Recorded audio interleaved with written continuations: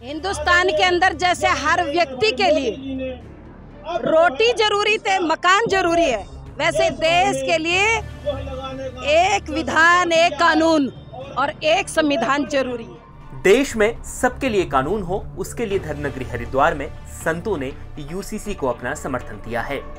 इसके लिए गंगा किनारे साधु संत उपवास पर बैठे हैं, लेकिन उपवास के जरिए कैसे यूसीसी लागू होने में मदद मिलेगी, संत खुद बता रहे हैं।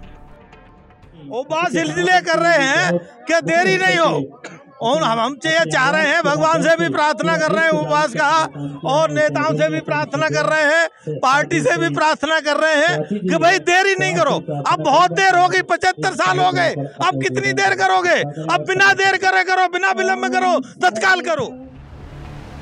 लेकिन यूसीसी का ड्राफ्ट बनकर सामने आए उससे पहले ही देश के कई संगठन और पॉलिटिकल पार्टियां इसके विरोध में खड़ी हो गईं। यहां तक कि सीपीआईएम ने फैसला लिया है कि वो यूसीसी के खिलाफ अभियान शुरू करेगी।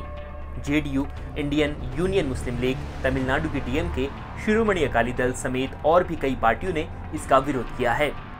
और इन सब में उत्तराखंड की धामी सरकार सबसे पहले सबके निशाने पर है, क्योंकि उत्तराखंड सरकार दावा कर रही है कि वह देश भर में यूसीसी को सबसे पहले लागू कर एक नजीर पेश करेगी। एक देश एक कानून यानी यूसीसी के समर्थन में साध्वी प्राची भी उपवास पर बैठी हुई हैं। उनका कहना है कि हिंदुस्तान के अंदर जैसे हर व्यक्ति के लिए रोटी जरूरी है, मकान जरूरी है, वैसे ही देश के लिए एक विधान, एक कानून, एक संविधान जरूरी है। संतों का उपवास पर बैठना इसलिए भी जरूरी है क्योंकि कुछ लोग विरोध कर रहे हैं, उन्हें मोदी जी का यह फैसला पस नहीं रहा है।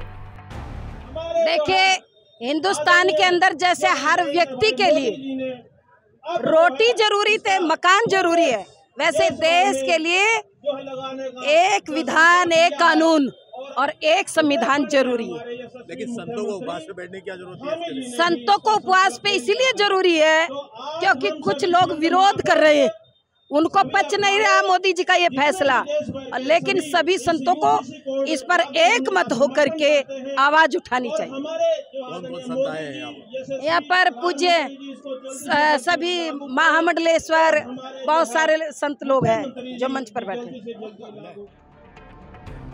यूसीसी के समर्थन में उपवास करने वाले केवल 2 या 4 ही संत नहीं, बल्कि जूना अखाड़ा, बड़ा उदासीन अखाड़ा समेत कई छोटे बड़े अखाड़े के संत शामिल हैं।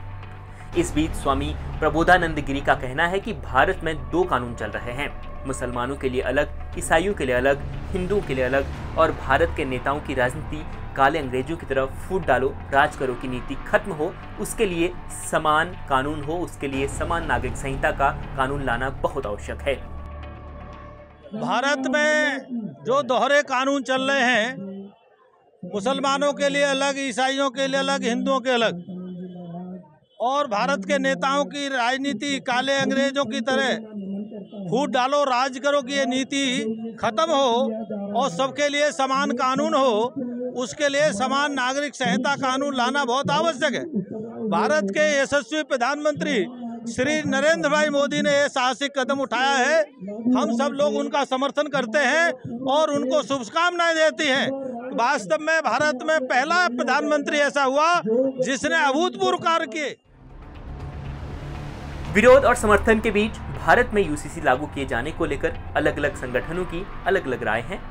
बीजेपी समेत हिंदू संगठन इसे एक बड़ा कदम बता रहे हैं, लेकिन अन्य विपक्षी दल इसे बीजेपी का एक पॉलिटिकल स्टैंड बता रहे हैं, जिसकी चर्चा ठीक लोकसभा चुनाव से पहले तेजी से हो रही है। उत्तराखंड तक के लिए हरिद्वार से मुदित अग्रवाल की रिपोर्ट।